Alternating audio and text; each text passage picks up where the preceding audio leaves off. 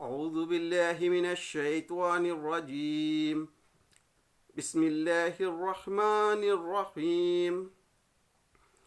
قل يا أيها الناس إني رسول الله إليكم جميعا الذي له ملك السماوات والأرض لا إله إلا هو يحيي ويميت فآمنوا بالله ورسوله النبي الأمي الذي يؤمن بالله وكلماته واتبعوه لعلكم تهتدون. صدق اللہ العظیم. عزیز ساتھیوں، دوستوں، بزرگوں، ماؤں، بہنوں، السلام علیکم رحمۃ اللہ وبرکاتہ. میں نے ابھی آپ کے سامنے سورہ اعراف کی 158 نمبر کی آیت تلاوت فرمائی. سورہ اعراف میں 206 آیتیں ہیں. آج انشاءاللہ اس کے 158 سے 162 نمبر کی آیتوں کا حاصل مطالعہ ہم آپ کے سامنے رکھنے کی کوشش کریں گے. سورہ اعراف یہ مکی صورت ہے اور یہ اس دور کی صورت ہے جب اللہ کے رسول صلی اللہ علیہ وسلم کو دعوت دیتے ہوئے پورے 12 سال گزر چکے تھے. اس پس منظر کو ذہن میں رکھیے. یعنی ظلم و ستم کا دور تھا. مکے میں ظلم و ستم انتہا کو تھا. جو لوگ مکے میں ایمان لا رہے تھے وہ یہاں تک کہ ان کو مکہ چھوڑ کر حبشہ کی ہجرت کرنا پڑی تھی. اس کو ذہن میں رکھیے. اللہ تعالیٰ اس صورت میں جو ہے پہلے آدم علیہ السلام کا واقعہ بیان کرتا ہے، پھر جو ہے انبیاء علیہ السلام کے واقعات بیان کر رہا ہے. یعنی یہ جو ظلم ستم ہو رہا ہے یہ کوئی نئی بات نہیں. جب بھی اس دنیا میں نبی آئے ان کی قوموں نے وہی رویہ اختیار کیا. اس طرح سے اس صورت میں انسانیت کا سفر جاری ہے. انسان آہستہ آہستہ آگے بڑھ رہا ہے اور یہ جو ہے اب واقعہ جو ہے موسیٰ علیہ السلام پر آ گیا ہے. اس موسیٰ علیہ السلام کا بڑی تفصیل سے واقعہ بیان ہو رہا ہے. اب یہاں موسیٰ علیہ السلام کے واقعے پر تھوڑا سا رک جاتا ہے اور اب آخری نبی حضرت محمد مصطفیٰ صلی اللہ علیہ وسلم جو پوری دنیا کے لیے ہیں، پورے عالم کے لیے ہے نبی. پہلے جو ہے یہ جو نبی آئے یہ کسی قوم کے لیے، کسی ایک ملک کے لیے آتے تھے، لیکن اب جو ہے یہ نبی پورے دنیا کے لیے آئے ہیں. پورے عالم کے لیے یہ دعوت ہے اور یہ رسالت جو ہے پورے عالم کے لیے ہے. پہلے جو احکام آتے تھے وہ کسی قوم کے لیے، کسی ملک کے لیے. نبی ایک وقت میں دو نبی تھے، دو نبی آتے تھے، یعنی موسیٰ علیہ السلام، ہارون علیہ السلام. لیکن یہ آخری نبی جو ہے پورے دنیا کے لیے ہے. یہ رسالت پورے دنیا کے لیے ہے. اب کوئی نبی آنے والے نہیں ہے. اب اس کے بعد قیامت قائم ہو جائے گی. اب دنیا میں نبوت کا سلسلہ ختم ہو چکا ہے. اہل کتاب اگرچہ ہم کو آج یہ نظر آتا ہے کہ اہل کتاب جو ہے یعنی یہودی بنی اسرائیل، اس واقعے میں اس صورت میں اللہ تعالیٰ ان کے واقعات بیان کر رہا ہے کہ یہ نافرمانی کرتے ہیں. اللہ تعالیٰ ان کو کئی موقع دیتا ہے، کئی نعمتوں سے نوازتا ہے، لیکن یہ ہر وقت جو ہے اپنے پھر جاتے ہیں. اللہ کی نعمتیں جو اللہ تعالیٰ نے ان کو دیا ہے وہ نعمتوں کا ناشکر کرتے ہیں، اور آج دنیا میں بھی جو ہے یہ نافرمانی کر رہے ہیں، تو یہ بظاہر نظر آ رہا ہے.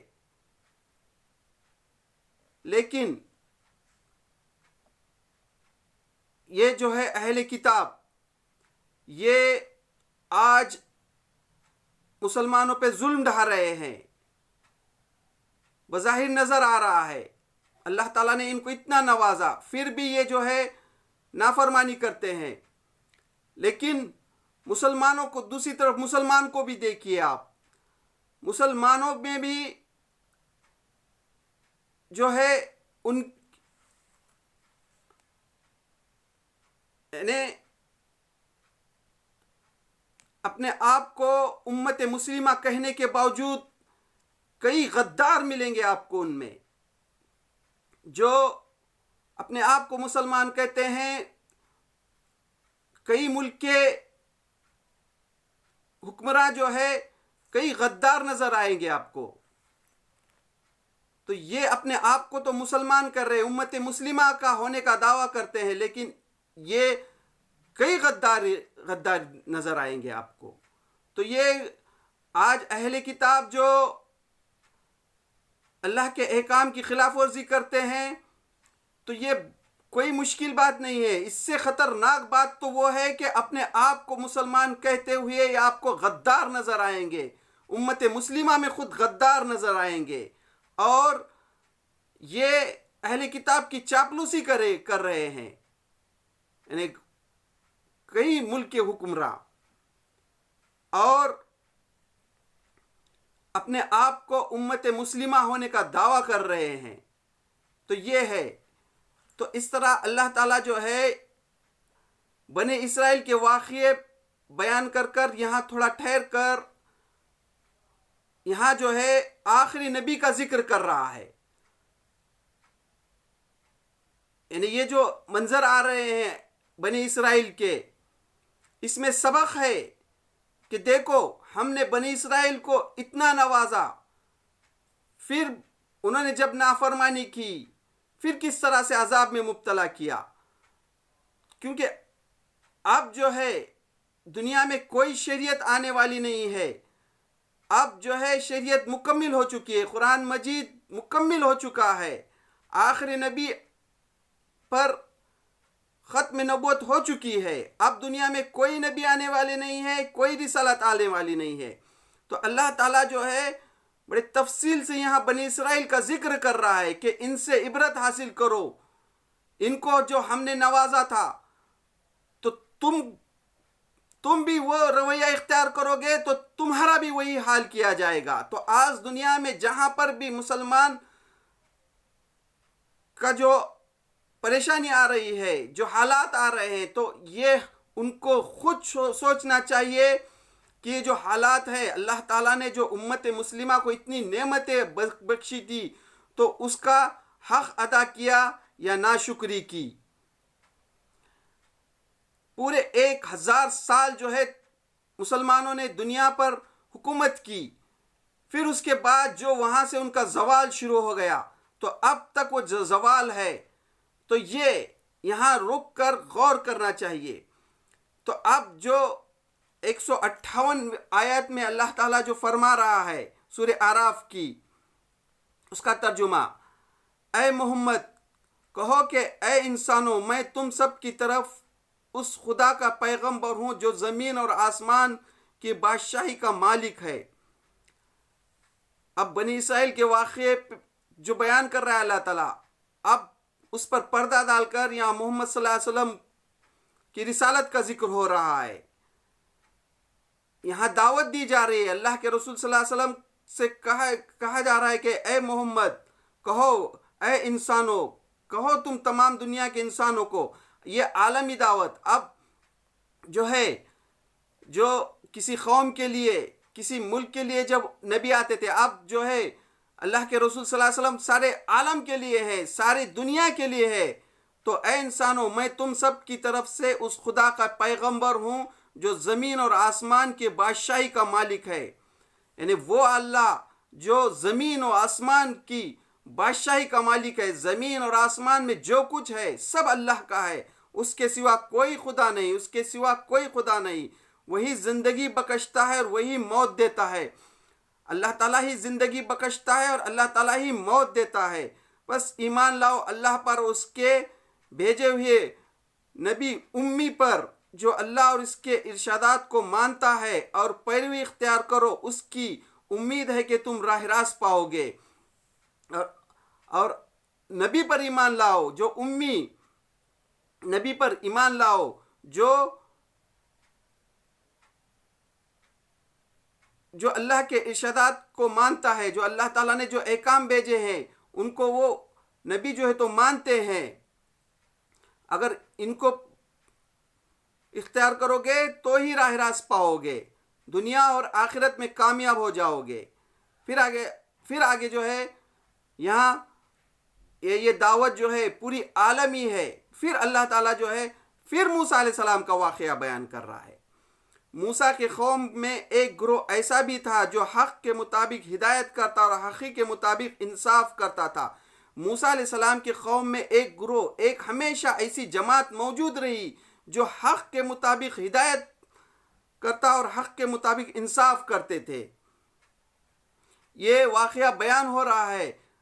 انہیں اللہ کے رسول صلی اللہ علیہ وسلم جو دعوت دے رہے پورے 12 سال گزر چکے ہیں مکے میں ان کے سامنے، اور آج کے دور کے مسلمانوں کے لیے بھی، کہ دیکھو موسیٰ علیہ السلام کی قوم کو اللہ تعالیٰ نے اتنا نوازا، جب ناشکری کی اللہ نے ان کو عذاب میں پکڑا. تو ہمارے لیے بھی اس میں عبرت ہے کہ تم کو بھی دنیا میں اللہ تعالیٰ نے اتنا نوازا، امت مسلمہ ہونے کے باوجود تم میں اگر جب بگاڑ آئے گا تو اللہ تعالیٰ پکڑے گا. عذاب اس طرح کے عذاب تو نہیں، لیکن ایک دنیائی عذاب میں مبتلا کر کے آزمائش میں ڈالے گا.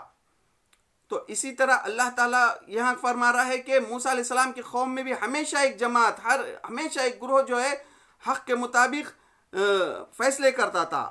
اور ہم نے اس قوم کو 12 گروہ میں تقسیم کر کے انہیں مستقل گروہ کی شکل دے دی. اللہ تعالیٰ نے موسیٰ علیہ السلام کی قوم میں جو ہے 12 گروہ میں تقسیم کر دیا تھا، کیونکہ یعقوب علیہ السلام کے جو 12 فرزند تھے تو وہ گروہ میں اللہ تعالیٰ نے ان کو تقسیم کیا تھا. اور جب موسیٰ سے اس کی قوم نے پانی مانگا تو ہم نے اس کو اشارہ کیا کہ فلاں چٹان پر اپنی لاٹھی مار. یعنی جب موسیٰ علیہ السلام سے ان کی قوم نے پانی مانگا تو اللہ تعالیٰ نے کہا کہ تم فلاں چٹان پر اپنا عصا مارو. چنانچہ اس چٹان سے ایک 12 چشمے پھوٹ نکلے. تو اس سے جو ہے تو 12 چشمے پھوٹ نکلے، 12 جھرے نکلے، اور ہر گروہ نے اپنے پانی لینے کی جگہ متعین کر لی، اور ہر گروہ نے اپنے پانی لینے کی جگہ جو ہے تو متعین کر لی. ہم نے ان پر بادل کا سایہ کیا اور ان پر من و صلاح اتارا. پھر اللہ تعالیٰ نے جو ہے ان کے اوپر جو ہے تو بادل کا سایہ کیا اور آسمان سے رزق دیا. من و صلاح جو ایک پرندہ تھا، جنت سے آتے تھے اور ان کے قریب آتے تھے اور ان کو ذبح کر کے کھاتے تھے. اور ایک درخت تھا جس سے جو ہے تو شہد جیسا نکلتا تھا. یعنی اللہ تعالیٰ نے ان کو اتنا نوازا کہ ان کو جو ہے 12 چشمے نکلے اور جو ہے جنت کا رزق دیا. کھاؤ وہ پاک چیزیں جو ہم نے تم کو بخشی ہے. مگر اس کے بعد انہوں نے جو کچھ کیا تو ہم پر ظلم نہیں کیا، بلکہ آپ اپنے ہی اوپر ظلم کرتے رہے. اس کے بعد انہوں نے جو نافرمانی کی تو یہ کوئی اللہ پر ظلم نہیں کیا تھا، بلکہ اپنے آپ پر انہوں نے ظلم کیا. یاد کرو وقت جب ان سے کہا گیا تھا کہ اس بستی میں جا کر بس جاؤ. اب یہ اگلا منظر اللہ تعالیٰ پیش کر رہا ہے. اب یہ ہے جو وہاں پر جو ہے کوہ سینا کے پاس جب بلایا تھا اللہ تعالیٰ نے ان کو، تو وہاں پر جو ایک آسمان کا ابر آیا اور ان پہ سایہ کیا اور جنت سے رزق آیا. اس سے کھاؤ پیو اور مزے کرو. اس کے باوجود جو ہے جب انہوں نے نافرمانی کی، آج بھی وہ وہاں اگر آپ دیکھیں گے وہ شدید دھوپ، گرمی، ریتیلی، وہاں اگر کس طرح سے 40 سال بسر کرے ہوں گے ایک آج بھی وہاں گئے تو محسوس ہوتا ہے کہ یہاں جو ہے کوئی قوم 40 سال کس طرح سے زندہ رہی ہوں گی، لیکن اللہ تعالیٰ نے جو ہے ان کے اوپر جو ہے تو ابر کا سایہ کیا، اور کھانے کے لیے جو ہے جنت سے رزق اتارا، اور پینے کے لیے پتھر سے 12 چشمے نکلے، جو ہر چشمے سے ہر گروہ جو ہے اپنا اپنا پانی لیتا تھا۔ پھر اب اس منظر کے آگے اللہ تعالیٰ دوسرا منظر پیش کرتا ہے، یاد کرو وقت جب ان سے کہا گیا تھا کہ اس بستی میں جا کر بس جاؤ اور اس کی پیداوار سے اپنی روزی حاصل کرو، اور ہتن ہتن کہتے جاؤ، اور شہر کے دروازوں میں سجدہ ریز ہوتے ہوئے داخل ہو، ہم تمہاری خطا معاف کریں گے اور نیک رویہ رکھنے والوں کو مزید فضل سے نوازیں گے۔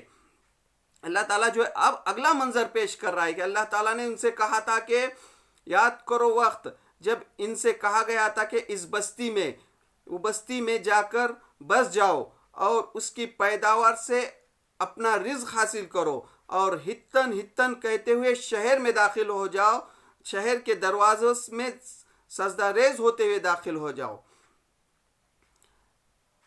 اور ہم تمہاری خطاؤں کو معاف کریں گے اور نیک رویہ رکھنے والوں کو مزید فضل سے نوازیں گے۔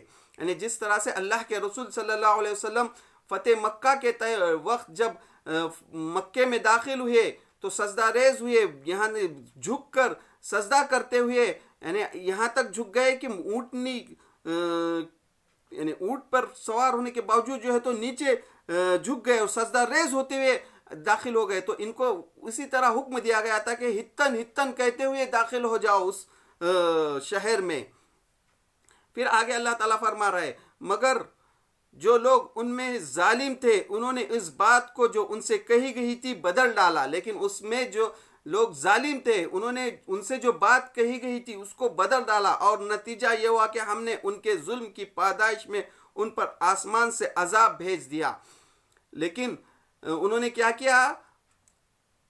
مگر جو لوگ ان میں سے ظالم تھے انہوں نے اس بات کو جو ان سے کہی گئی تھی بدل ڈالا، جو ان سے کہا گیا تھا کہ اس بستی میں سجدہ ریز ہوتے ہوئے ہتن ہتن کہتے ہوئے داخل ہونا، لیکن انہوں نے اس کو بدل ڈالا، اور نتیجہ یہ ہوا کہ ہم نے ان کے ظلم کے پاداش میں ان پر آسمان سے عذاب بھیج دیا۔ لیکن اللہ تعالیٰ انہوں نے کیا کیا؟ اس کو بدل ڈالا، تو اللہ تعالیٰ نے آسمان سے ان پر عذاب بھیج دیا۔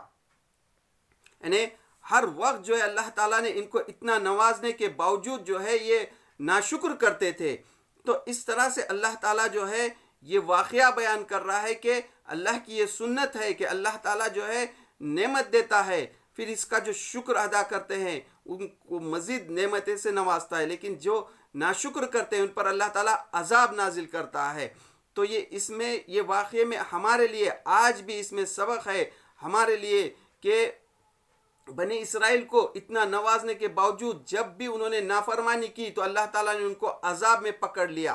تو آج بھی جو لوگ امت مسلمہ کو اللہ تعالیٰ نے اتنا نواز رہا ہے، پھر جہاں بھی امت مسلمہ اللہ کے احکام کی خلاف ورزی کرتے ہیں اور اللہ اور اس کے رسول کے بتائے ہوئے طریقے کے مطابق زندگی نہیں گزارتے، تو اللہ تعالیٰ جو ہے تو پکڑ لیتا ہے، آزمائش میں ڈال دیتا ہے۔ تو یہ اللہ تعالیٰ جو ہے یہ واقعہ بیان کر رہا ہے، اور قیامت تک کے لیے تو جب بھی دنیا میں جب بھی بگاڑ آئے گا تو اللہ کا عذاب آئے گا۔ تو یہ تھا سورہ اعراف کے 158 سے 162 نمبر کی آیتوں کا حاصل مطالعہ جو میں نے آپ کے سامنے رکھنے کی کوشش کی۔ تو اللہ سے دعا اللہ تعالی ہم جو قرآن مجید کو سمجھنے کی کوشش کر رہے، یا اللہ اس کی صحیح سمجھ نصیب عطا فرما، اور قرآن مجید کو سمجھ کر عمل کرنے کی توفیق دے، اور اس میں جہاں بھی ہم سے غلطی ہو رہی اس کو معاف کر دے۔ وآخر الدعوانا الحمد للہ رب العالمین۔